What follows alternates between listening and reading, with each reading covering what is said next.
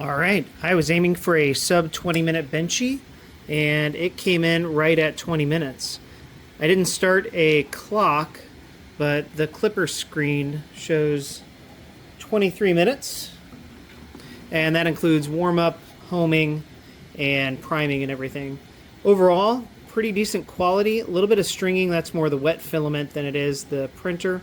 A little bit of a cooling issue, which that's kind of a known issue with the stealth burner, but I couldn't be happier. It matches exactly what I was looking at on my A1 Mini, and it's 20-minute Benchy.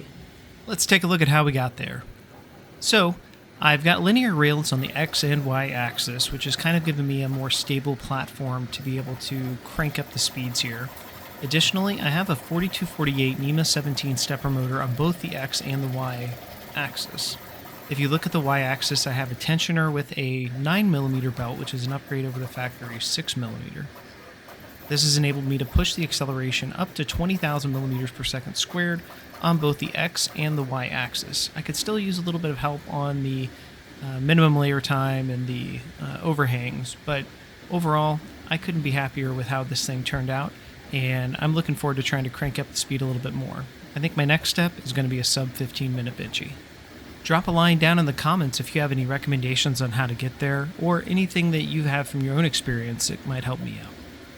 I'm also considering adding an MMU, either an ERCF or the box turtle, to this setup.